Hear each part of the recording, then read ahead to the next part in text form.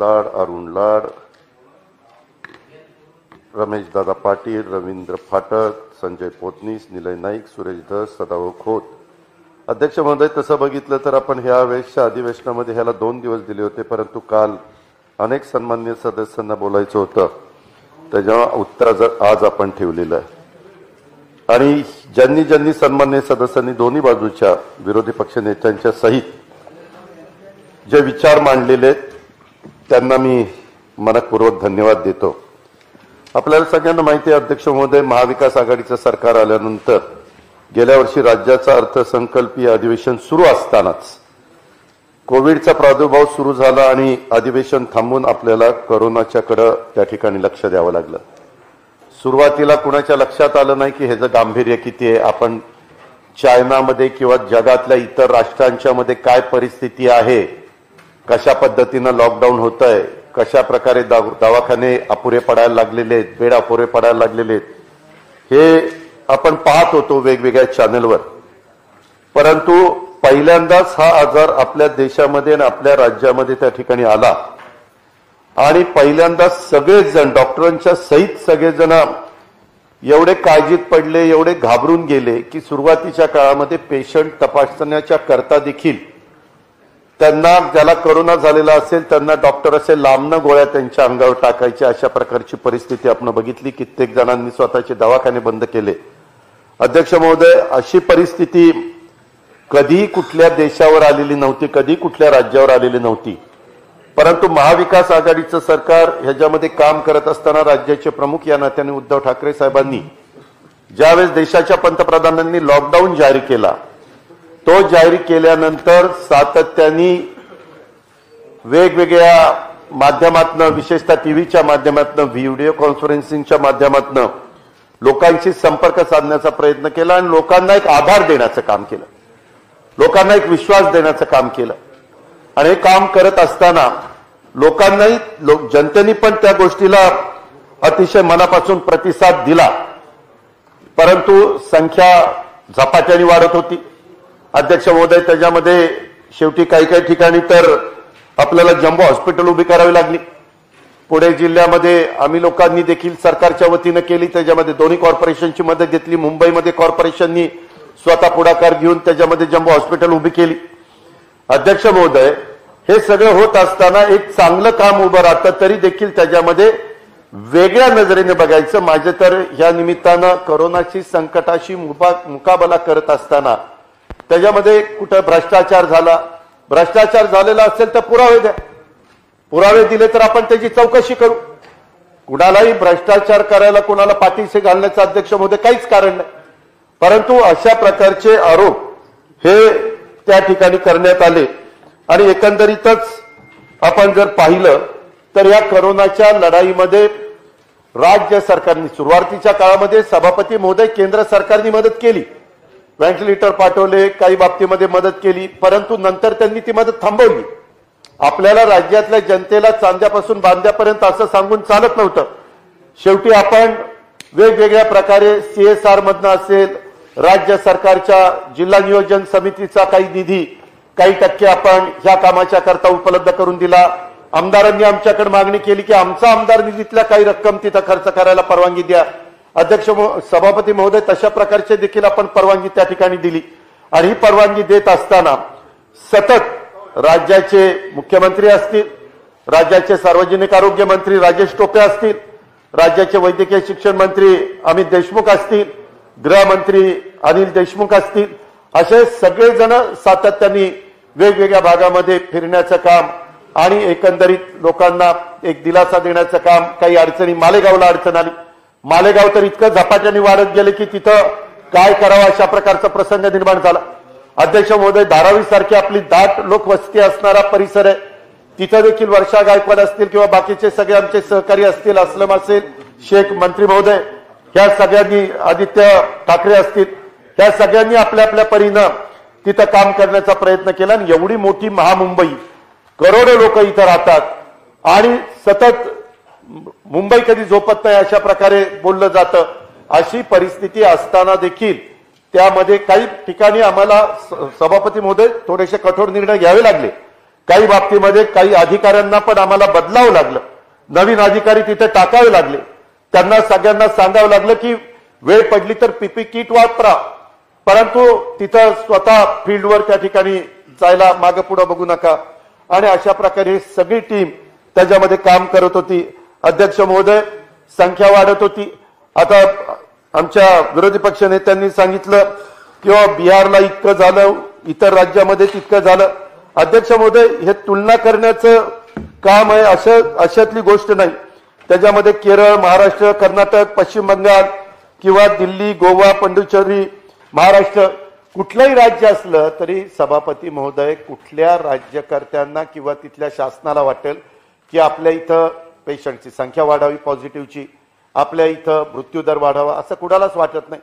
फक्त एक मात्र भूमिका पहिल्यापासून महाविकास आघाडीच्या सरकारने स्वीकारली होती. मुख्यमंत्र्यांनी आम्हाला सगळ्यांना कॅबिनेटमध्ये सांगितलेलं होतं की काही झालं तरी ऍक्च्युअली किती पेशंट्स आहेत पॉझिटिव्ह आणि त्याच्यामध्ये व्हेंटिलेटरवर किती आहेत, ऑक्सिजन किती लोकांना लागतोय, साध्या बेडवर किती लोक आहेत, या प्रकारची सगळी परिस्थिती कुठेही दडवायची नाही, सगळी परिस्थिती त्या ठिकाणी पुढे आणायची.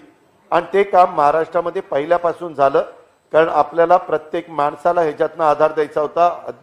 सभापती महोदय, मला आठवत आहे सुरुवातीच्या काळामध्ये तर ऑक्सिजन कमी पडला, नंतर आम्ही ऑक्सिजन निर्माण करणाऱ्या कारखान्यांना सूचना दिल्या की इंडस्ट्रीकडे ऑक्सिजन पाठवू नका, तुम्ही हॉस्पिटलकडे ऑक्सिजन पाठवा.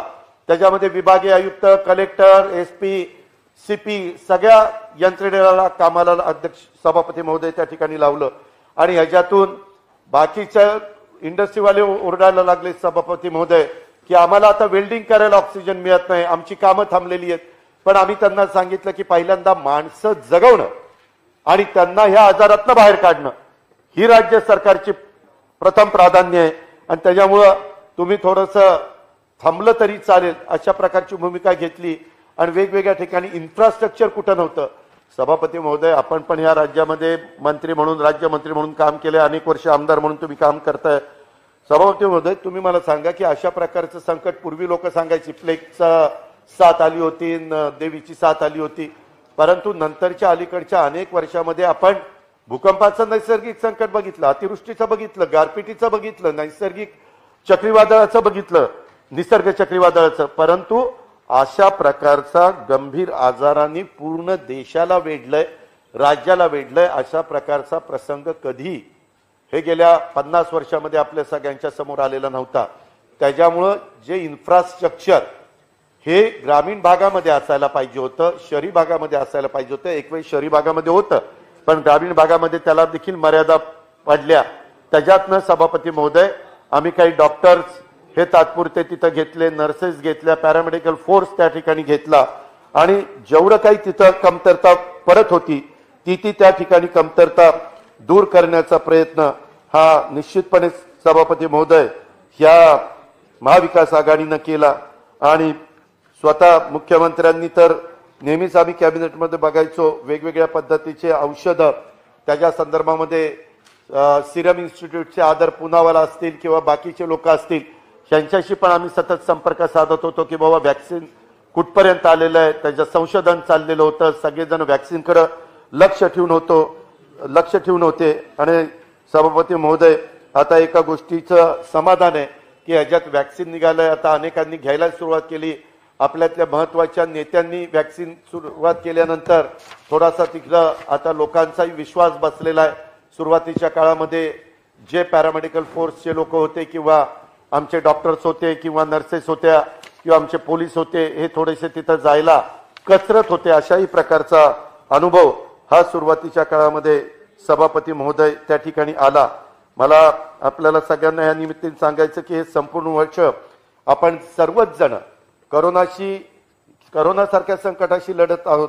या लढाईत आपले डॉक्टर असतील, नर्सेस असतील, पॅरामेडिकल स्टाफ असेल, सफाई कर्मचारी असतील, पोलीस, अंगणवाडी सेविका, आशा वर्कर, राज्य शासनाचे, निशासकीय संस्थांचे, स्थानिक स्वराज्य संस्थांचे सर्व अधिकारी कर्मचारी यांनी पहिल्या फळीत राहून काम केलं, लोकांचा जीव वाचवला, त्याबद्दल सर्व करोना योद्ध्यांचं मी आभार मानतो. करोना योद्ध्यांना त्यांच्या त्यागाबद्दल कृतज्ञता व्यक्त करतो. सभापती महोदय, ह्या सगळ्या गोष्टी करत असताना हे सगळं नवीनच होतं. त्याच्यामुळं मला आठवतंय, आता अनिल देशमुख साहेब बाहेर गेले, परंतु ते मंत्रालयात माझ्याकडे आले. मी सातत्याने कोरोना ज्या दिवशी सुरू झाला तेव्हापासून, ज्या दिवशी मंत्रालय बंद ठेवलं त्याच दिवशी मंत्रालयामध्ये नसायचं, नाही तर रोज मंत्रालयामध्ये तिथं आपला हजर राहून काय चाललेलं आहे, काय आणखीन त्यांना कमतरता भासते, कुठं काय अडचणी येत आहेत, त्याच्यामध्ये निधी कुठं कमी पडू नये, कुठं काही अडचण येऊ नये, अशा पद्धतीनं मुख्यमंत्री महोदय त्यांच्या स्तरावर करत होते. आम्ही मंत्रीगण आपापल्या स्तरावर त्या ठिकाणी अध्यक्ष महोदय काम करत होतो.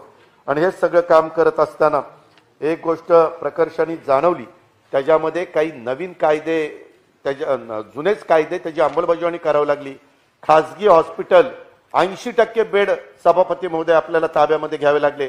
सुरुवातीला त्या डॉक्टर्सनी किंवा त्या हॉस्पिटलच्या जी मॅनेजमेंट आहे ते जरा काकू केले. काही ट्रस्टी होते, त्यांनी तो देखील सांगितलं की बाबा एवढे बेड तुम्ही कसे काय घेता, परंतु त्यांना आपण एक पूर्वीच्या काळातला कायदा ब्रिटिशांच्या काळातला होता त्याचा आधार घेतला आणि तशा पद्धतीनं सभापती महोदय आपण हॉस्पिटल ताब्यामध्ये घेतली. हे सगळं करत असताना आपण आपल्या राज्य सरकारची पण जी काही हॉस्पिटल आहेत तिथं पण इन्फ्रास्ट्रक्चर देण्याचा प्रयत्न हा निश्चितपणे सभापती महोदय त्या ठिकाणी केला. आणि ह्याच्यातून जनतेला कसं वाचवता येईल. सभापती महोदय, एक गोष्ट मात्र मला सभागृहाला आवर्जून लक्षात आणून द्यायची की सुरुवातीला कोरोना आला त्यावेळेस कोरोना जर एखाद्याच्या घरामध्ये व्यक्तीला झाला तर त्याच्या घरातील लोक देखील त्याला थोडस इतकी घाबरायची की त्याच्या जवळ जायची नाही, त्याला असं थोडस बाजूला टाकायचे. म्हणजे काही काही घरातली व्यक्ती दगावल्यानंतर सभापती महोदय तिथं त्यांच्या घरातले नातेवाईक तिथं हात लावायला देखील सभापती महोदय गेले नाही, एवढे लोक घाबरून गेलेले होते. आणि मग त्यांना पीपी किट वापरून आपल्यातल्या बाकीच्या लोकांनी ती सगळी त्यांची व्यवस्था मग दफनभूमीमध्ये असेल किंवा स्मशानभूमीमध्ये असेल तो करण्याचा प्रयत्न देखील त्या ठिकाणी झाला. पण आता एका गोष्टीचं थोडंसं समाधान आहे की लोकांना पहिली जी भीती वाटत होती 1 वर्षापूर्वी ती बरीचशी भीती आता दूर झालेली आहे. ती भीती आता तशी बघितली तर चेपली गेलेली आहे. आणि त्याच्यातून आता कुणालाही करोना झाला तर इतकं काही आश्चर्य वाटत नाही. नाहीतर पहिला करोना झाला कळलं की आता हा जगतोय का जातोय अशाच भूमिकेतनं अशाच भूमिकेतनं सभापती महोदय त्या ठिकाणी बघितलं जायचं. परंतु माणूस अनुभवातनं शिकतो, आपलं जग पण ते शिकलं, आपलं राज्य पण शिकलं, आपला परिसर पण सभापती महोदय त्याच्यातनं त्या ठिकाणी शिकला. आणि त्याच्यामुळं सभापती महोदय, आमचे विरोधी पक्ष नेते प्रवीण दरेकर म्हणाले की राज्यामध्ये 52,000 जणांचा मृत्यू झाला. खरं तर कुणाचाही मृत्यू होऊ नये ही मनापासूनची भावना आहे. माझ्या मतदारसंघामध्ये पण अनेक उदाहरणं आहेत, आपल्या फलटण विधानसभा मतदारसंघात पण उदाहरणं आहेत. पण त्यांना प्रत्येकाचा जीव वाचवण्याच्या करता आपण सर्वतोपरी प्रयत्न हा निश्चितपणे सभापती महोदय त्या ठिकाणी करत होतो. ही पण वस्तुस्थिती सगळ्यांनी ध्यानामध्ये घेतली पाहिजे. मी मगाशी सांगितलं की सुरुवातीला ज्यावेळेस आला त्यावेळेस काय निधी द्यायचा, तर आम्ही डीपीसी मध्ये त्या मार्च मध्ये 5% निधी म्हणजे 9,000 कोटीचा डीपीसीचा प्लॅन पूर्ण राज्याचा होता. 9,000 कोटी मधनं 5% 450 कोटी रुपये अध्यक्ष महोदय तातडीने निधी उपलब्ध करून दिला. आणि नंतर मात्र पुढच्या वर्षीचा 2021चा 9,800 कोटीच्या तरतुदीपैकी जवळपास 1,617 कोटी रुपयाचा निधी आपण ह्या कामाच्या करता उपलब्ध करून दिला. त्याच्यामध्ये मला हा पण वाद घालायचा नाही केंद्राने किती पाठवलं मग त्यांनी नाही पाठवलं. कोणी पाठवू किंवा न पाठवू, शेवटी माणसं जगवणं आणि त्यांना या आजारातनं दूर करणं हे महाविकास आघाडीचं प्रथम कर्तव्य होतं. आणि त्याच भूमिकेतनं ही सगळी कामं करण्याचा प्रयत्न सभापती महोदय त्या ठिकाणी झाला. अनेक प्रकारचे अनुभव आले, अनेक प्रकारच्या अडचणी आल्या, अनेक प्रकारे कधी कधी वेगवेगळ्या न्यूजनी संबंधितांना टार्गेट करण्याचा प्रयत्न केला. परंतु मीडियाचं ते काम आहे, चुका झाल्या तर ते लक्षामध्ये आणून द्यायचं, त्याबद्दल मला कुणाला काही दोष द्यायचा नाही. ही पण गोष्ट सभापती महोदय मला अतिशय नम्रतापूर्वक या निमित्तानं सांगायची.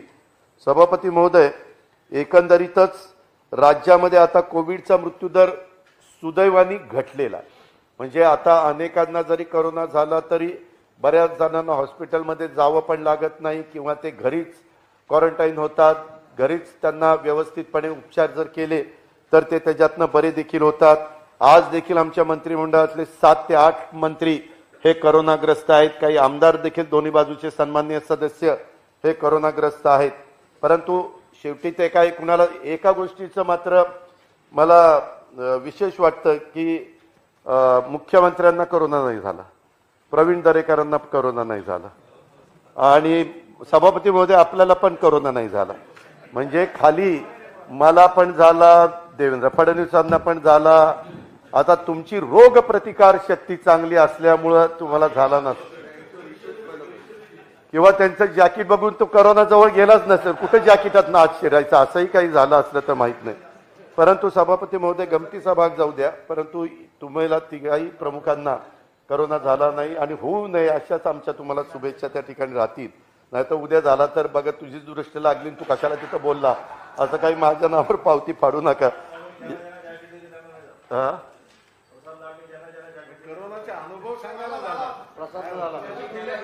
प्रसादनी मला पण जॅकेट दिलं होतं, मला झाला.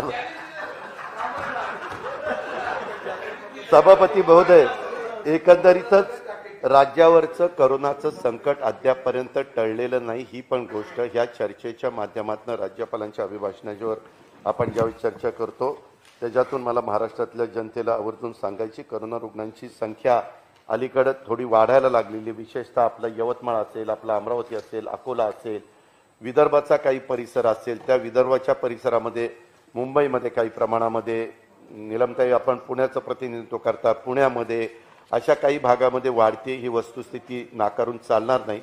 मुख्यमंत्र्यांनी आणि आम्ही सगळ्यांनी विभागीय आयुक्त, कलेक्टर, आमचे कॉर्पोरेशनचे आयुक्त, महानगरपालिकेचे या सगळ्यांना त्याच्या संदर्भातल्या अलर्ट केलेलं आहे. बाकीची पण कामं सभापती महोदय थांबून चालत नाही, परंतु हेही काम तितकंच महत्त्वाचं असतं आणि त्याच्यामुळे अशा परिस्थितीमध्ये मास्क लावणं, सुरक्षित अंतर त्या ठिकाणी राखणं, हात वारंवार धुणं या त्रिसूत्रीचा वापर त्या ठिकाणी केलाच पाहिजे. मी आजच्या या निमित्तानं सभागृहातल्या सर्व सन्माननीय सहकाऱ्यांना आणि महाराष्ट्रातल्या जनतेला पण ह्या बाबतीमध्ये त्या ठिकाणी आव्हान करतो की तशाच पद्धतीनं आपल्याला काही काळ, आता काही नेते म्हणतात की बाबा मी मास्क वापरत नाही, अरे मास्क वापरत नाही पण दुसऱ्याला झालं तर काय.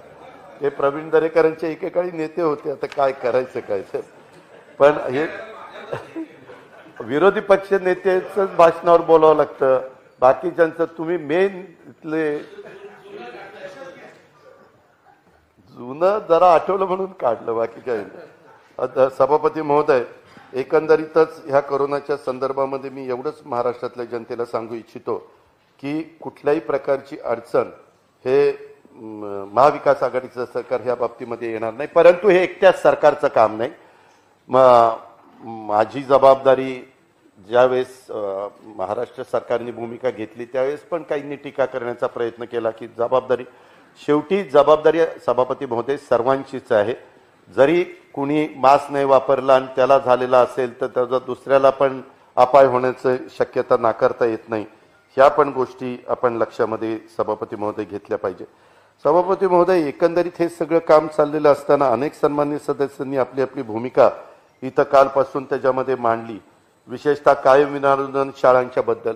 त्याच्यामध्ये आम्हाला पण थोडंसं दुःख आहे की बाबा ह्याबद्दलचे निर्णय हे मागं झाले असते तर बरं झालं असतं, परंतु कधी कधी काही बाबतीमध्ये CF ॲडव्हान्स काढता येत नाही आणि मग म्हणून पुरवणी मागण्यामध्येच ते निर्णय घ्यावे लागले. त्याच्यामध्ये विक्रम काळे असतील किंवा आमचे डॉक्टर तांबे असतील किंवा बाकीचे सगळे आमचे सहकारी असतील, बाळाराम पाटील असतील, खूप जणांनी ह्याच्याबद्दल माझ्याकडे सातत्याने पाठपुरावा केला. मला पण वाईट वाटायचं की बाबा हे सातत्याने येतात. वर्षा गायकवाड पण त्याच्यामध्ये लक्ष घालायचा प्रयत्न त्या ठिकाणी करत होत्या. पण आत्ता कुठं का आज म्हणजे पुरवणी मागण्या ज्यावेळेस विनियोजन बिल मंजूर होईल त्याच्यानंतर ह्या पण निधी हा तातडीनं तिकडं कसा देता येईल अशा प्रकारचा प्रयत्न हा निश्चितपणे आमच्या सगळ्यांच्याकडनं होईल. सभापती महोदय, आज बोलत असताना काहींनी त्याच्यामध्ये डॉक्टर बाबासाहेब आंबेडकरांच्या स्मारकाच्या बद्दलचा पण उल्लेख केला. सभापती महोदय, खरं तर हे महाविकास आघाडीचं सरकार सत्तेवर आल्यानंतर, रुलिंग पार्टी म्हणून काम करायला लागल्यानंतर 15 जानेवारी 2020च्या मंत्रिमंडळामध्येच सुधारित संकल्पनेचे सादरीकरण ज्यावेळेस कॅबिनेटला करण्यात आलं त्यावेळेस आम्ही त्या गोष्टीला मान्यता दिली की पहिली पुतळ्याची उंची वाढून जवळपास 30-100 फूट खालचा पादपीठ त्याला आपण म्हणतो मराठीमध्ये, आणि पुतळा जवळपास 350 फूट अशी उंची करून 450 फूट उंची ठेवण्याच्या करता आम्ही मान्यता दिली. पहिलं ज्यावेळेस मागच्या वेळेसचं सरकार होतं त्यांच्या संकल्पनेनुसार प्रकल्पाचा खर्च 763 कोटी रुपये होता. तो आता त्याच्यावरून पुढं ही उंची वाढवल्यामुळं 1090 कोटी रुपये जवळपास खर्च अपेक्षित आहे. आणि सद्यस्थितीमध्ये सभापती महोदय, आम्ही पण मधून अधून जातो, स्वतः मुख्यमंत्री पण कधी पाहणी करतात, आमचे धनंजय मुंडे साहेब जातात. सुधारित ह्याच्यामध्ये सद्यस्थितीत प्रकल्पातील सहाय्यभूत इमारतीचं काम 45% पूर्ण करण्यात आलेलं आहे. आणि या स्मारकातील पादपीठ व पुतळ्याच्या पायलिंगचं 63% काम त्या ठिकाणी पूर्ण करण्यात आलेलं आहे. MMRDA कडनं आर्थिक वर्षाची तरतूद 2019-20 साठी 200 कोटी रुपये त्या ठिकाणी करण्यात आलेली आहे. आणि माझ्या ऑफिसमध्ये देखील मी काही महत्वाचे जे प्रकल्प आहेत त्याचा आढावा घेत असतो दर 15 दिवसाला. त्याच्यामध्ये माझंही स्वतःचं सभापती महोदय हे वेळेमध्ये कसं काम होईल ह्याकरता लक्ष आहे, कारण घटनेचे शिल्पकार डॉक्टर बाबासाहेब आंबेडकर आपल्या सगळ्यांचेच होते आणि त्याच्यामुळे त्यांचं भव्य दिव्य अशा प्रकारचं स्मारक आपल्या मुंबईमध्ये देशाच्या आर्थिक राजधानीमध्ये व्हावं ही सगळ्यांचीच मनापासूनची इच्छा आहे. त्यामध्ये सरकार कुठंही कमी पडणार नाही. उद्याच्याला कोणी विचारेल की बाबा MMRDA का खर्च करते, कॅबिनेटमध्ये निर्णय असा झालाय की सुरुवातीच्या काळामध्ये MMRDAने खर्च करावा आणि नंतर तो नगरविकास खात्याच्याकडनं राज्य सरकारकडनं त्यांची प्रतिपूर्ती करता येईल का पाहिजे, म्हणजे त्याच्यामध्ये कामामध्ये कुठं खंड पडू नये त्याकरता सभापती महोदय अशा प्रकारची भूमिका ही महाविकास आघाडीच्या सरकारने त्या ठिकाणी स्वीकारलेली. काही सन्माननीय सदस्यांनी खावटीच्या बद्दल देखील उल्लेख केला. अध्यक्ष महोदय, उद्धव ठाकरे साहेब असतील, मी असेल, बाकीचे आमचे सगळे सहकारी असतील, कुठली फाईल आपण पण एकत्रपणे काम केलं. मी तर फाईल आल्यानंतर सकाळी आली तरी संध्याकाळी काढतो. मी अजिबात फाईल ठेवत नाही, कारण मलाही माहिती आहे, मी पण ग्रामीण भागातून आलेलो आहे. एखादी फाईल झटक्यात जर काढली तर ते काम लवकर होण्याच्या करता मदत होत असते. परंतु कोणती फाईल दरेकर साहेब आम्ही त्या ठिकाणी ठेवलेली नाही किंवा थांबवण्याचा प्रश्न नाही. एक गोष्ट खरी आहे, पाठीमागच्या काळातली सरकार खावटी कर्ज द्यायचे. आता आम्ही निर्णय घेतला खावटी अनुदान द्यायचं आणि ते अनुदान देत असताना 4000 रुपये उपलब्ध करण्याचं आमचं ठरलेलं होतं. परंतु त्याच्यामध्ये एक कमिटी केलेली होती आणि त्या कमिटीने सांगितलं की वस्तू स्वरूपामध्ये न देता रोखीच्या स्वरूपामध्ये द्या. आम्ही पण कॅबिनेटला म्हणलं की ठीक आहे, हरकत नाही. परंतु आता काही सन्माननीय आमदार, विशेषतः आदिवासी भागाचं प्रतिनिधित्व करणारे मला भेटले, मुख्यमंत्र्यांना भेटले आणि KC पाडवी साहेबांना भेटले आणि त्यांनी सांगितलं की साधारण खावटी अनुदान हे जून मध्ये लागतं, तर आता एवढी त्याची तातडीची गरज नाही. तर ते अनुदान तिथं देण्याच्या ऐवजी आम्हाला तेवढे फंड्स आमच्या आदिवासी भागातल्या रस्त्यांच्या कामाला दिले तरी चालतील. तर सरकार त्याबद्दलचा पण विचार त्या ठिकाणी करत आहे आणि खावटी द्यायचं म्हटलं तरी आमची त्या ठिकाणी तयारी आहे. परंतु कुठल्याही परिस्थितीमध्ये कुठली फाईल वगैरे थांबवण्याचं काही कारण नाही. तातडीनं निर्णय घेऊन याबाबतची प्रभावीपणे अंमलबजावणी त्या ठिकाणी करण्याचं महाविकास आघाडीच्या सरकारचं निश्चितपणे धोरण आहे. सभापती महोदय, बोलत असताना वीज बिलाच्या बद्दल देखील बाहेर पण पायऱ्यांवर आंदोलन झाली. सभागृहामध्ये देखील काही सन्माननीय सदस्यांनी मुद्दा उपस्थित केला की बाबा तुम्ही आता कनेक्शन कशी तोडता, काय करता. सभापती महोदय, साधारण शेतकऱ्यांच्यावर 45,000 कोटी रुपयाची थक बाकी आमच्या पुढे विषयाला कॅबिनेटला त्यावेळेस होती. नितीन राऊत साहेबांनी त्याच्यामध्ये सांगितलं की ह्याच्यामध्ये आपल्याला सवलत द्यावी लागेल. आम्ही त्याच्यातलं सरकारने व्याज दंडव्याज 15,000 कोटी रुपये बाजूला केले. तेवढे बाजूला केले, राहिले 30,000 कोटी. पुन्हा 30,000 कोटी पण शेतकऱ्यांना भरणं शक्य नाही, म्हणून त्याच्यातले प्रवीण दरेकरजी 15,000 कोटी माफ केले सरकारने. मग राहिले 15,000 कोटी. आता 15,000 कोटी रुपये राज्यातल्या सर्व शेतकऱ्यांच्या वीज पंपाचे बिल बाकी आहेत, ती त्यांनी त्या ठिकाणी द्यावीत ही आमची अपेक्षा आहे. परंतु इथं चर्चा झाल्यानंतर राऊत साहेब थोडेसे मला म्हणाले की सोमवारी किंवा मंगळवारी याबद्दलचा वेळ मी मागतो सभापती महोदयांना आणि विधानसभा अध्यक्षांना, आणि त्यावेळेस ह्याच्याबद्दलची दोन्ही बाजूचे सन्माननीय सदस्य चर्चा करतील आणि विजेच्या बद्दल जे काही म्हणणं आहे, म्हणजे जनतेचं म्हणणं लोकप्रतिनिधी सरकारच्या समोर ठेवण्याचा प्रयत्न करतील आणि त्याच्यातनं समन्वय साधण्याचा प्रयत्न राज्य सरकारकडनं निश्चितपणे त्या बाबतीमध्ये केला जाईल अशा प्रकारची खात्री मी ह्या निमित्तानं देऊ इच्छितो। अध्यक्ष महोदय, एकंदरीतच हे करत असताना मला एक गोष्ट सभागृहाला सांगायची, कारण काही गोष्टी सभागृहाला माहिती असणं अत्यंत गरजेचं आहे। SDRF अंतर्गत राज्याला 3222 कोटी रुपयाचा निधी दिला। SDRF अंतर्गत आपत्ती प्रतिसादासाठी 3436 कोटीची तरतूद असताना विविध आपत्ती व कोविडसाठी 5680 कोटीचा निधी आपण वितरित केला। सभापती महोदय, राज्याची आर्थिक परिस्थिती बिकट असताना अजून 31 मार्च यायचा आहे। गेल्या वर्षी देखील फेब्रुवारी महिन्यामध्ये जवळपास 22-23 हजार कोटी रुपये जमा झालेले होते। यावेळेस मात्र फेब्रुवारी एंडला 28 तारखेचे आकडे मी घेतले तर 19,000 कोटी त्या ठिकाणी जमा झाले। म्हणजे दर महिन्याला जो पैसा गेल्या वर्षी जमा होत होता टॅक्सच्या स्वरूपामध्ये तेवढा काही जमा होत नाही आणि 1.5 लाख कोटी तर इथं सगळ्या कर्मचाऱ्यांचा, अधिकाऱ्यांचा पगार, पेन्शन ह्या सगळ्यावर आपल्याला खर्च होतोय। 1.5 लाख कोटी तर टाळून चालत नाही। ज्यावेळेस अशा प्रकारचा प्रसंग आला, नाही वर्षाला 12,000 कोटी रुपये महिन्याला, 12-12.5 हजार कोटी, वर्षाला 1.5 लाख, 1,50,000 कोटी। अध्यक्ष महोदय, 70% नाही, आपलं बजेट जवळपास म्हणजे तसं 3.5-4 पर्यंत जातं, म्हणजे 1/3 त्या ठिकाणी। आता सभापती महोदय, ह्या सगळ्या गोष्टी करत असताना आपण एक गोष्ट लक्षामध्ये घेतली पाहिजे की आम्ही सरकारमध्ये सगळ्यांनी बसून पोलीस खातं, अन्न नागरी पुरवठा, वैद्यकीय शिक्षण, त्याच्यानंतर सार्वजनिक आरोग्य आणि अन्न नागरी पुरवठा सांगितलं मी, अन्न नागरी पुरवठा, वैद्यकीय शिक्षण, सार्वजनिक आरोग्य, तुमचं पोलीस, असे 5 ते 6 खात्याला अजिबात आम्ही कट लावला नाही। जो काही निधी लागेल तो त्या ठिकाणी देण्याचं ठरवलं। त्याच्यामध्ये काही ठिकाणी अधिकाऱ्यांची, कर्मचाऱ्यांची कमतरता होती। सभापती महोदय, त्याच्यामध्ये वैद्यकीय शिक्षण, सार्वजनिक आरोग्य आणि पोलीस खातं ह्या तिघांच्याही भरतीला परवानगी दिली।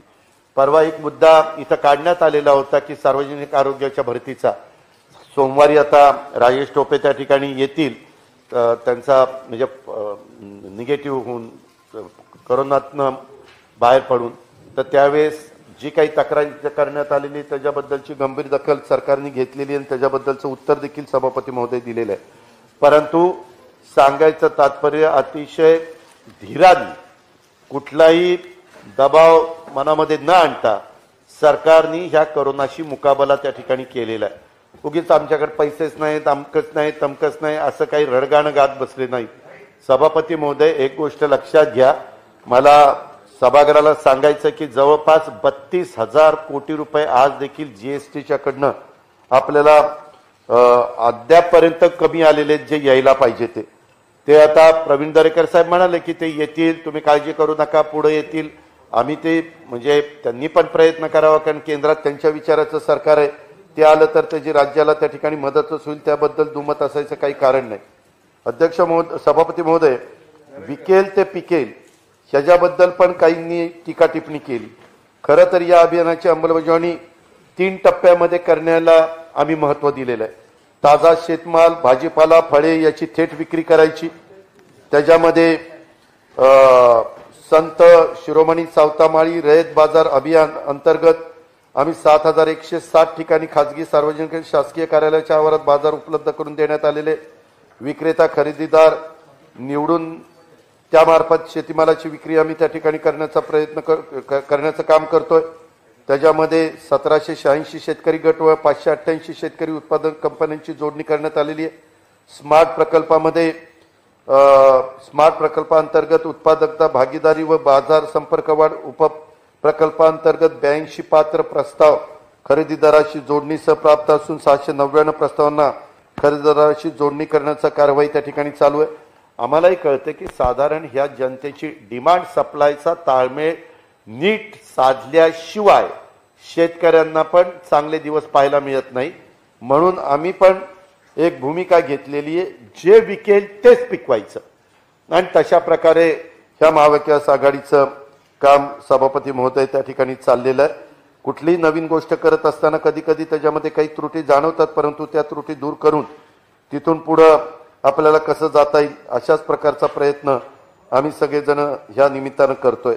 अध्यक्ष महोदय, मगाशी मी बोलताना थोडासा ओझरता उल्लेख केला की बाबा ह्याच्यामध्ये महाराष्ट्राच्या विधिमंडळाची चर्चा विधानसभेमध्ये विधान परिषदेमध्ये होत असताना विरोधी पक्ष नेते किंवा काही सन्माननीय सदस्य यांनी बिहार, गुजरात ह्याच्यामध्ये पेक्षा महाराष्ट्रात रुग्णवाढ अधिक आहे की अशा पद्धतीने टीका करण्याचा प्रयत्न त्या ठिकाणी झाला.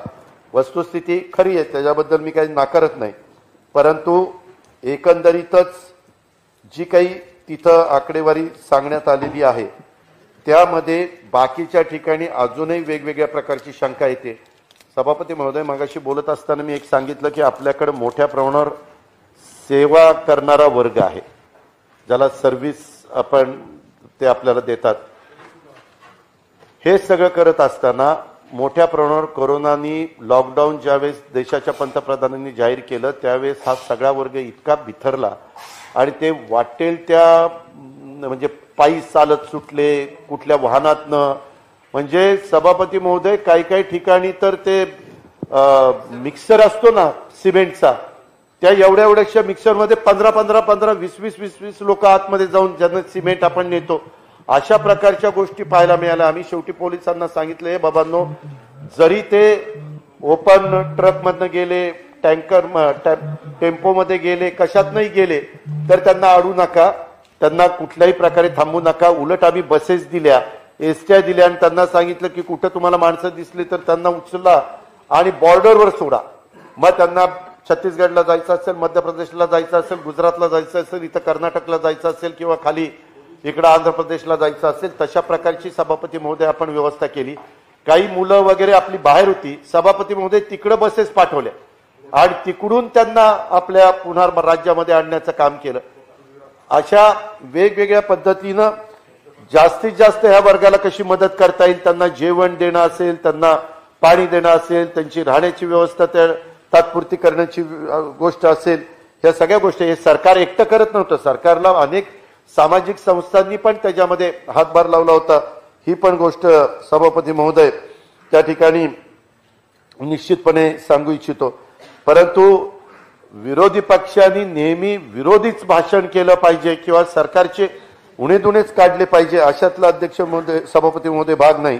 आपल्या काही जणांनी इथल्यानी म्हणजे दरेकर साहेबांना आठवत असेल की माझं अंगण माझं रणांगण करायचं ठरवलं तर मग कोरोना रणांगणात घुसायला वेळ लागत नाही. त्यामुळं बिहार व गुजरात मधल्या विरोधी पक्षाचं खरं तर त्यांनी मी अभिनंदन करेल तिथल्या, कारण त्यांनी वेळोवेळी ह्या सगळ्या गोष्टी तिथं लक्षामध्ये आणून दिल्या.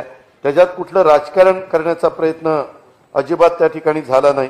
ही गोष्ट निश्चितपणे एक चांगली गोष्ट घडलेली आहे. आणि राज्यातल्या मुंबईमध्ये धारावीमध्ये जे काम झालं सभापती महोदय, ह्याची नोंद तर जागतिक पातळीवर त्या ठिकाणी घेण्यात आली.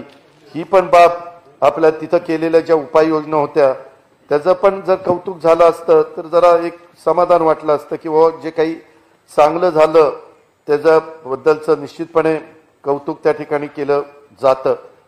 सभापती महोदय, त्यामध्ये एकंदरीतच ह्या सगळ्या गोष्टी करत असताना अनेक मान्यवरांनी वेगवेगळ्या प्रकारे हॉस्पिटलची सुधारणा व्हावी अशा पद्धतीनं भूमिका मांडली.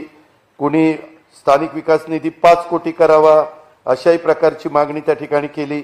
वास्तविक सभागृहाला माहिती आहे की पूर्वी तर 2 कोटी होतं, 3 कोटी ह्याच महाविकास आघाडीच्या सरकारने केलं आणि टप्प्याटप्प्यामध्ये मला ह्या गोष्टी वाढवायच्या आहेत. परंतु जशी जशी आर्थिक परिस्थिती सुधारते आणि सभापती महोदय मागच्या वेळेस सांगितलं असताना ताबडतोब 3 कोटी म्हणजे 31 मार्चच्या आत सगळ्या स्थानिक विकास निधी त्यांना सन्माननीय सदस्यांना देण्याचं काम हे निश्चितपणे त्या ठिकाणी झालेलं आहे.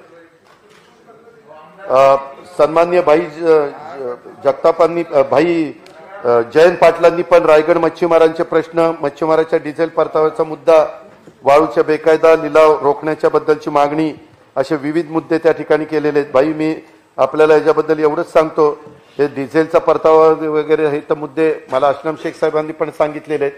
ह्याच्यामध्ये कारण नसताना गैरप्रकार होतात. मी त्याच्यामध्ये स्वतः लक्ष घालून मार्ग काढून देतो आणि सातत्याने ह्याला वेळ कसं लागणार नाही ह्याबद्दलची पण खबरदारी या बाबतीमध्ये निश्चितपणे हे घेतो. असं अनेक सन्माननीय सदस्यांनी वेगवेगळ्या प्रकारचे सभापती महोदय त्या ठिकाणी मुद्दे मांडलेले आहेत. त्याची पण नोंद ही निश्चितपणे महाविकास आघाडीचं सरकार आणि राज्याचा अर्थमंत्री या नात्याने माझ्याकडनं घेतली जाईल. कारण राज्याचे मुख्यमंत्री म्हणून कालच उद्धव ठाकरे साहेबांनी काल वेगवेगळ्या प्रकारच्या भूमिका ह्याच्या संदर्भामध्ये मांडलेली आपल्या सगळ्यांच्या वाचनामध्ये निश्चितपणे आलंच असेल. हे पण मला अतिशय स्पष्टपणे सांगायचं आहे. सभापती महोदय, दुसरी एक गोष्ट मला सभागृहाला लक्षामध्ये आणून द्यायची, पेट्रोल, डिझेल आणि गॅस सिलेंडरच्या किमती वाढत आहेत. सध्या करोनाचं संकट असताना 100च्या जवळपास पेट्रोल त्या ठिकाणी काही ठिकाणी जास्तच झालेलं आहे. परंतु मला विरोधी पक्ष नेते आणि त्या सर्व सहकाऱ्यांना एक सांगायचं आहे की डॉक्टर मनमोहन सिंगजी ज्यावेळेस पंतप्रधान होते त्यावेळेस कच्च्या तेलाच्या बॅरलची किंमत होती $106.85 अमेरिकन डॉलर. $106.85 अमेरिकन डॉलर असताना सभापती महोदय पेट्रोल आपण 70 रुपयांनी घेत होतो आणि आज तेलाच्या बॅरलची किंमत आहे $63 पर बॅरल. 63. सभापती महोदय, मध्ये तर $1 डॉलर पर्यंत किंमत खाली आली होती. $1 मायनस मध्ये चाललं होतं. पण ठीक आहे, तरी पेट्रोल डिझेलचे भाव कुठेही कमी करण्यात आलेले नव्हते. उलट $63 असून देखील पेट्रोलचा दर आता $100 गेलेला आहे. आणि अध्यक्ष महोदय, काही गंमत कशी केली जाते सभापती महोदय बघा, केंद्र सरकारच्या इतर सर्व करांचं 41% वाटप राज्यांना मिळतं. जे कर लावले जातात त्याच्यातले 41% त्या राज्यांना जातात जमा होणाऱ्या कर्जापैकी. जसं जीएसटी 50% आपल्याला आणि 50% त्यांना महाराष्ट्रात जमा होईल तसं पेट्रोलवर केंद्र सरकारने $32.90 लिटर कर आकारत, परंतु त्याच्यामध्ये 41% वाटप ज्या करात होतं ते फक्त $1.40 ठेवले. $1.40 41% आपल्याला मिळणार आणि वरचे बाकीचे $31 हे बिनबोबात त्यांना मिळतात. अतिरिक्त उत्पादन शुल्क त्यांनी $11 लावले, सेस रस्त्याच्या करता $18 लावले लिटरला आणि सेस कृषी करता नवीन यंदाच्या बजेटनुसार $2.5 लावले. म्हणजे मूळ उत्पादन शुल्क $1.40 ठेवलं, असं $32.90 हे टॅक्स ह्याच्यावर त्या ठिकाणी लावलेला आहे. म्हणजे पेट्रोल मिळतं कितीला, त्याच्यामध्ये इंधनाच्या प्रक्रियेनंतर मूळ किंमत आहे $32.82 आणि त्या $32.82 केंद्र सरकारने कर लावलाय $32.90. म्हणजे किमतीपेक्षा जास्त कर त्या ठिकाणी लावलेला आहे. आणि मग पेट्रोल पंपाचं कमिशन वगैरे वगैरे बाकीचं. अर्थात राज्य सरकारने पण त्याच्यामध्ये टॅक्स लावलेला आहे, परंतु राज्य सरकारने एवढा टॅक्स लावला नाही. आमचं तर सरकार आल्यानंतर आम्ही त्याच्यामध्ये टॅक्स लावण्याचा विचार देखील केला नाही. पूर्वीच्या सरकारच्या काळामध्ये जे टॅक्स होते तेच त्या ठिकाणी ठेवलेले. आता बजेटमध्ये 8 तारखेला काय होईल त्याबद्दल मी आत्ताच बोलणं जास्त उचित ठरणार नाही. 8 तारखेला अर्थसंकल्प महाराष्ट्रातल्या जनतेला इव्हन ह्याही सभागृहाला ऐकायला दुपारी 2 वाजता त्या ठिकाणी मिळेल. परंतु सभापती महोदय, 28,200 मी आकडे घेतलेले होते. 2100 मुंबईत पेट्रोलचा दर होता प्रति लिटर $97.57. यामध्ये राज्याला व्हॅट प्रति लिटर वगैरे पैसे मिळत होते ते $28.17 आणि केंद्र सरकारला पैसे मिळतात त्याच्यातनं $32.90. हे झालं पेट्रोलचं. तशाच पद्धतीने डिझेलचं त्याच्यामध्ये राज्याला $19.57 व्हॅटचे मिळतात आणि केंद्राला सेसपोटी प्रति लिटर $31.80 त्या ठिकाणी मिळतात. त्याच्यामुळं ह्याही सगळ्या टॅक्सेसमुळं पेट्रोल डिझेलच्या किमती ह्या फार प्रचंड मोठ्या प्रमाणावर वाढलेल्या आहेत. ही पण गोष्ट या निमित्तानं सभागृहाने लक्षामध्ये घेतली पाहिजे असं सभापती महोदय माझं स्पष्टपणे मत आहे. इतर बऱ्याच गोष्टी त्याच्यामध्ये सांगण्यासारख्या आहेत, परंतु मी आपला सगळ्यांचा वेळ घेत नाही. सभापती महोदय, त्याच्यामध्ये एक मी सभागृहाला सांगतो की LPG गॅसच्या पण प्राइजेस कशा पद्धतीनं वाढल्या, तर त्यामध्ये मे 2020 ला 579 रुपये होते, जूनला झाले 590, जुलैला झाले 594, ऑगस्टला 594, सप्टेंबरला 594, ऑक्टोबरला 594, नोव्हेंबरला 594, डिसेंबरला 694, जानेवारीला 694 आणि फेब्रुवारीला 669 रुपये. सभापती महोदय, शेवटी ह्या कोरोनाच्या काळामध्ये लोकांना जगणं मुश्किल झालेलं आहे आणि अशा पद्धतीनं जर एवढ्या ह्या किमती वाढायला लागल्या तर शेवटी माणसांनी बघायचं कुणाकडे. कारण आपल्यालाही माहिती आहे सभापती महोदय, डिझेल पेट्रोल गॅस सिलेंडरच्या किमती वाढल्या. आता जवळपास रॉकेल देणं बंदच झालेलं आहे, रॉकेलचे दिवे पण राहिलेले नाही, जास्त आता काही चुलीवर कोणी स्वयंपाक पण करत नाही. त्याच्यामुळं गॅस उज्ज्वला गॅसच किंवा LPG गॅसच हा सगळीकडे सभापती महोदय पाहायला मिळतो. तर ह्याही संदर्भामध्ये कुठेतरी विचार करण्याची नितांत गरज आहे. केंद्र सरकारने त्याच्यामध्ये तातडीनं लक्ष देऊन ह्या जे काही प्रचंड महागाई झालेली आहे त्या महागाईमधनं लोकांना कुठेतरी दिलासा देण्याची नितांत गरज आहे. हे पण मला ह्या चर्चेच्या निमित्तानं सभागृहाच्या लक्षामध्ये सभापती महोदय त्या ठिकाणी आणून द्यायचंय. सभापती महोदय, काही बाबतीमध्ये कायदा सुव्यवस्थेच्या बद्दल पण बोललं गेलं. खरं तर कायदा सुव्यवस्था चांगले राहावे हे प्रत्येक सरकारची मनापासूनची इच्छा असते आणि त्याच्यामध्ये राजकीय हस्तक्षेप होता कामा नये. त्याच्यामध्ये पोलिसांना फ्री हँड मिळायला पाहिजे, त्यांना स्वतःचं काम करण्याच्या करता मुभा मिळाली पाहिजे. सभापती महोदय, मधी सर्जिल उस्मानीच्या बद्दलचा उल्लेख विरोधी पक्षनेत्यांनी काही सन्माननीय सदस्यांनी इथं केला. सभापती महोदय, ह्या व्यक्तीवर आपण गुन्हा दाखल केलेला आहे, त्याच्या संदर्भामध्ये पोलीस उचित त्या ठिकाणी कारवाई करतात. आता माहिती अशी मिळालेली की तो उत्तर प्रदेशमध्ये त्या ठिकाणी पळून गेलेला आहे, परंतु त्याला तिथंही शोधण्याचं काम बरोबर आहे, परंतु आता तो तिथं आहे ना, तर ते तिकडनं इथं आला आणि तो नको ते बरळून गेला. वास्तविक त्याचा तीव्र शब्दामध्ये निषेध तर सगळेच करतात, कारण आपण सगळेजण जाती धर्माची लोक गुण्यागोविंदांनी नांदत असताना अशा प्रकारे इथं येऊन जातीय विष पेरण्याचं काम आणि लोकांच्या भावना भडकवण्याचं काम कुणी करता कामा नये. प्रत्येकाला आपली आपली मतं मांडण्याचा जरूर सभापती महोदय अधिकार आहे, पण अशा पद्धतीनं कुठेतरी लोकांच्या मध्ये एक अस्वस्थता निर्माण होईल असं वागण्याचा कुठलाही काही कारण नाही. सभापती महोदय, आपल्या माध्यमातून ह्या सभागृहाला मी सांगू इच्छितो की हा शर्गिल उस्मानी आणि जे कोणी असतील ज्यांनी गुन्हा केला असेल त्यांची चौकशी होऊन सर्वांवर कारवाई होईल, कुणालाही त्या ठिकाणी पाठीशी घातलं जाणार नाही. आपणही देशाच्या राज्याच्या सामाजिक सुरक्षितते संदर्भात दोन वेगवेगळ्या भूमिका त्या ठिकाणी घेऊ नये.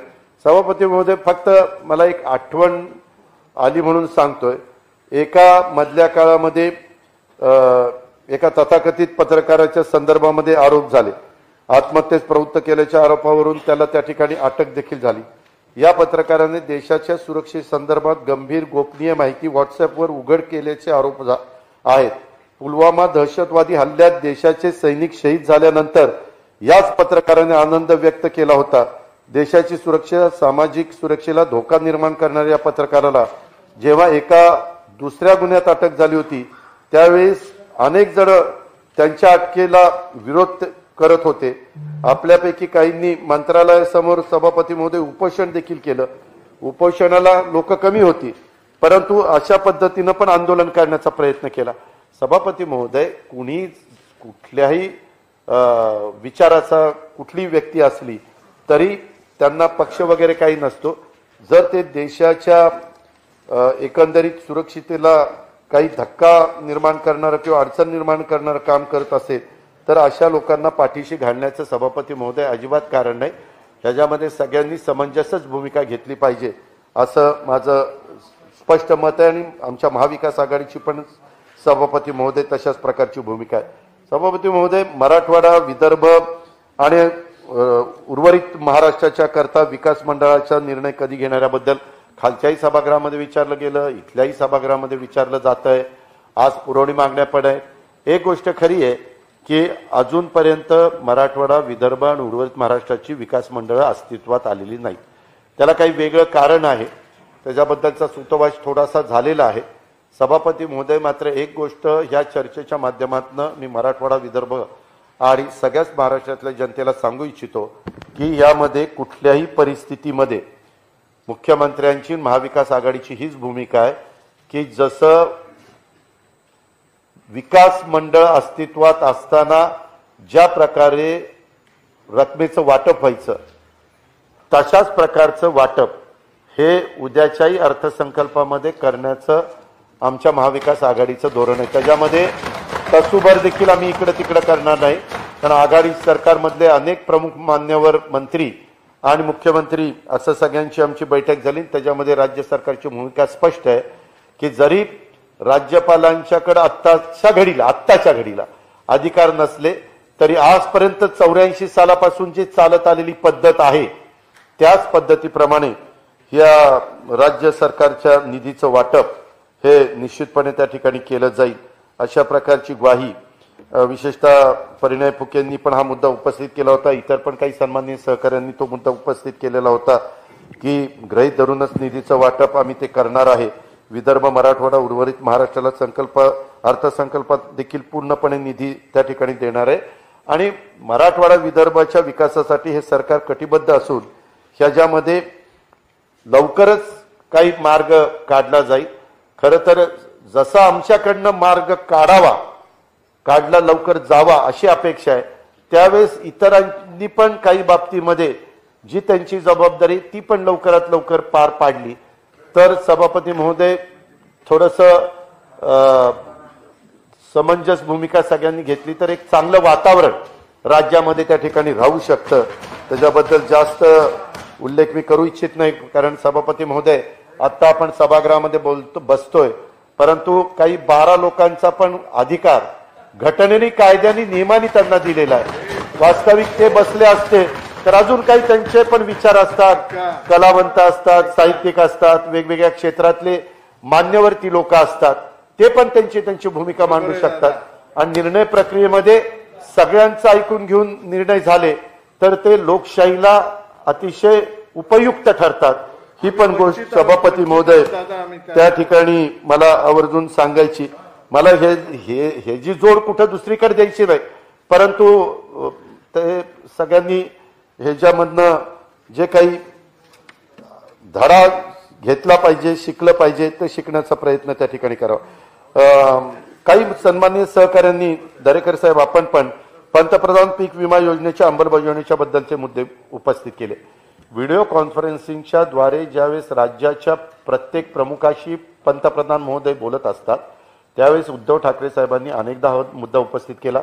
आमचे कृषी मंत्री दादाजी भुसे यांना आम्ही दिल्लीमध्ये चर्चेच्या करता पाठवलं होतं. त्यांच्याबरोबर स्वतः त्यांचे सचिव पण होते, बाकीचे पण आयुक्त कृषीचे ती टीम पण त्या ठिकाणी होती आणि त्यांनी पण सांगितलं हे तर जळगावचं प्रतिनिधित्व करणारे काही सन्माननीय सदस्य असतील तर केळीच्या बाबतीमध्ये पीक विम्याचं अतिशय चुकीचं धोरण हे सभापती महोदय त्या ठिकाणी स्वीकारलं गेलेलं आहे. असं बऱ्याच पिकांच्या बाबतीमध्ये झालेलं आहे. आमचं म्हणणं आहे की त्यामध्ये राज्य सरकार एकटं जबाबदार नाही, हा निर्णय होतो हा केंद्र सरकारशी होतो आणि त्या ठिकाणी संपूर्ण देशाच्या पीक विम्याच्या बद्दलचं धोरण ठरतं. सभापती महोदय, त्याच्यामध्ये आता आपल्याकडनं आणि केंद्र सरकारकडनं शेतकऱ्यांच्या पीक विम्याच्या करता एवढी मोठी रक्कम भरली जाते, पण त्या प्रमाणामध्ये शेतकऱ्यांना नुकसान भरपाई पीक विम्याची त्या ठिकाणी मिळत नाही. ही पण गोष्ट लक्षामध्ये त्या ठिकाणी घेतली पाहिजे. आणि माझी आपल्याला पण विनंती आहे की आता तुमच्या काही दिल्लीमध्ये ओळखी असतील तर याच्यामध्ये काही भारतीय जनता पक्षाच्या विचाराचे पण सरकार या देशामध्ये आहेत.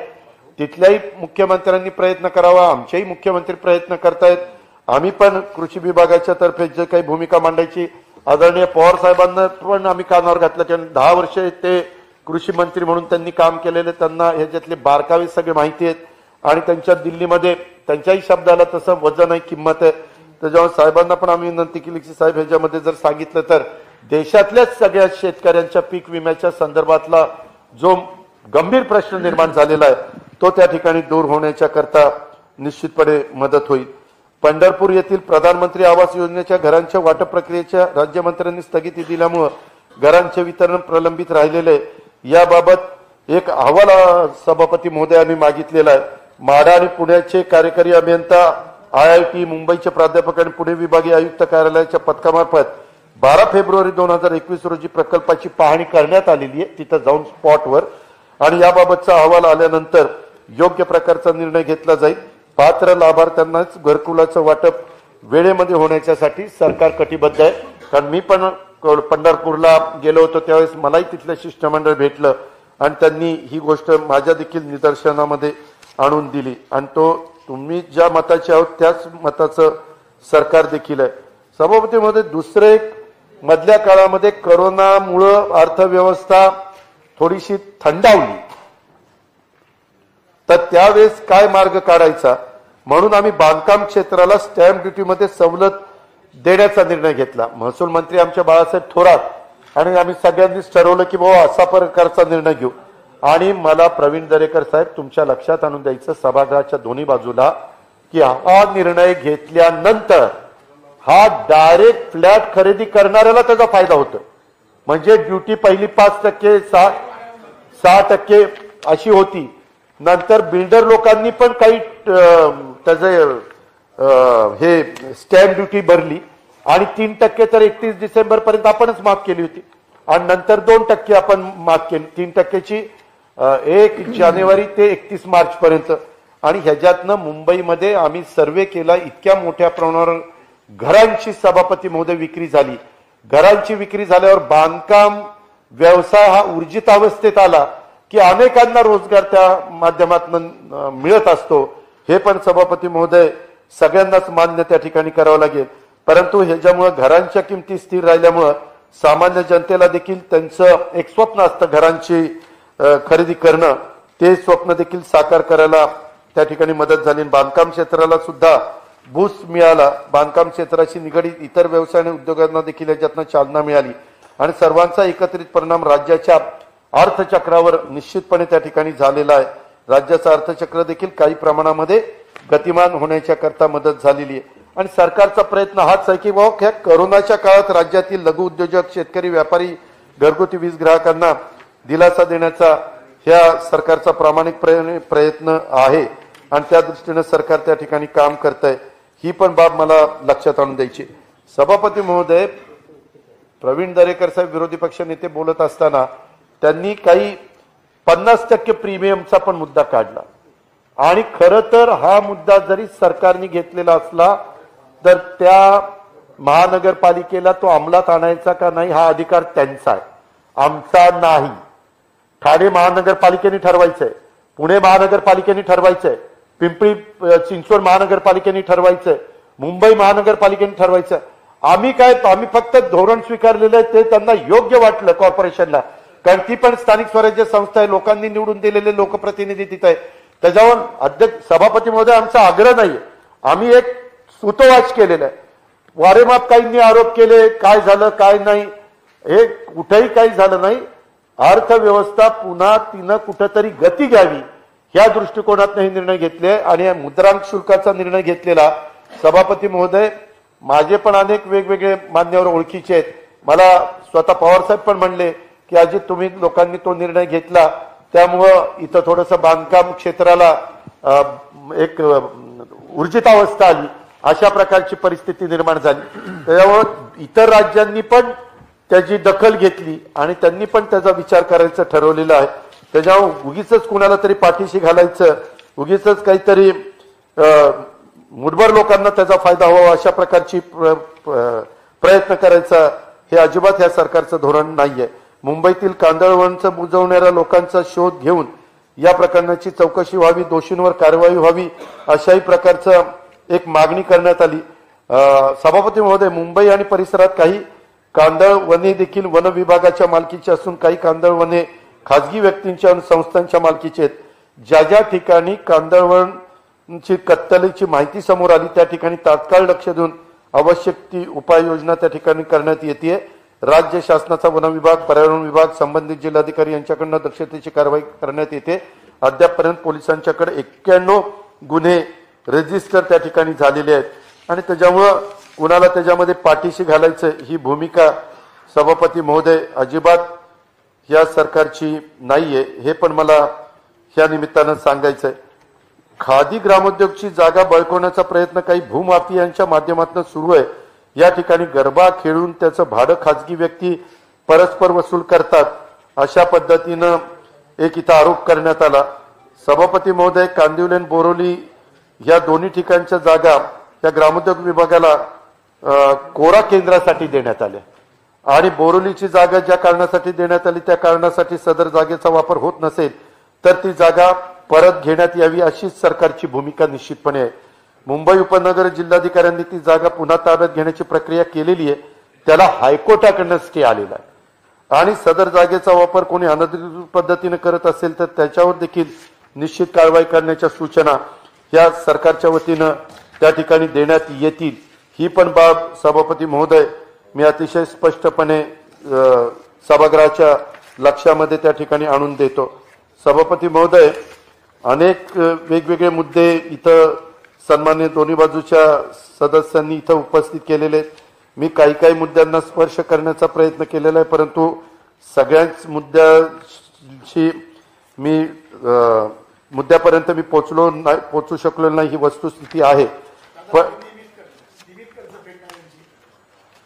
सभापती महोदय, मधल्या काळामध्ये एक निर्णय त्या ठिकाणी झालेला होता की हे महाविकास आघाडीचं सरकार आलं त्यावेळेस कर्ज मुक्ती द्यायची, कर्ज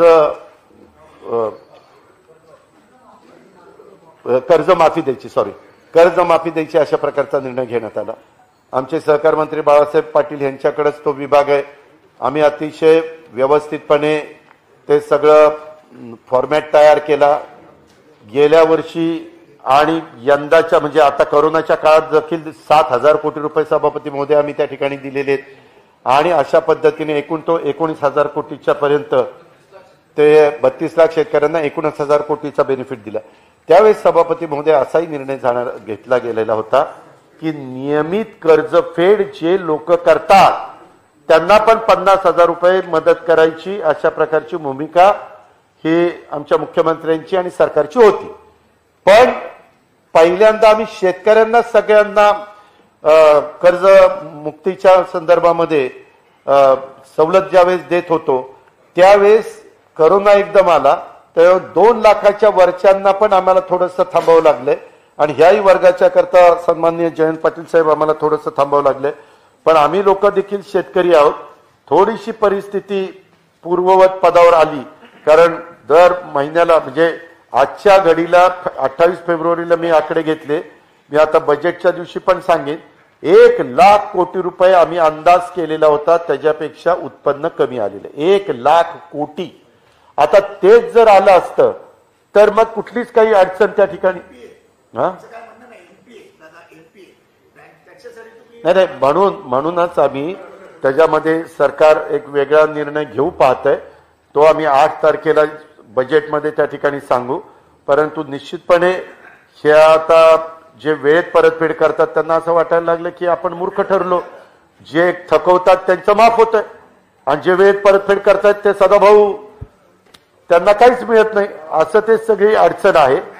त्यामुळं सगळ्या जिल्हा बँका किंवा पीक कर्ज देणाऱ्या बँका ह्या अडचणीत आलेल्या आहेत. ही बाब पण तेवढीच खरी आहे.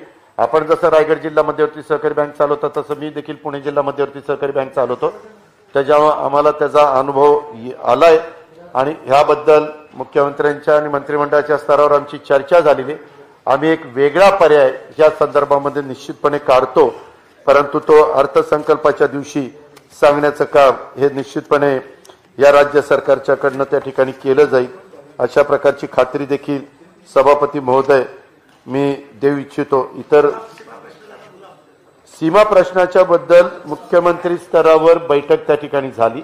खरं तर पूर्वी भाई ND पाटील साहेब आणि सगळेजण आग्रही असायचे, परंतु आता त्यांची तब्येत पण चांगली नसते आणि त्यामुळं तिथं जे टॉपचे म्हणजे वकील असतील, इव्हन मुख्यमंत्री महोदय त्या दिवशी मिटिंगला ॲडव्होकेट साळवी म्हणजे हरीश साळवींच्या बद्दल पण बोलले. पण अलीकडच्या काळात हरीश साळवी बरेचसे परदेशामध्ये असतात, फार कमी दिल्लीमध्ये असतात. तरी देखील CM साहेब म्हणले की माझी त्यांचे संबंध चांगले आहेत, मी त्यांना तिथं उभं राहण्याच्या करता म्हणजे ती मॅटर चालवण्याच्या करता आपण विनंती करू.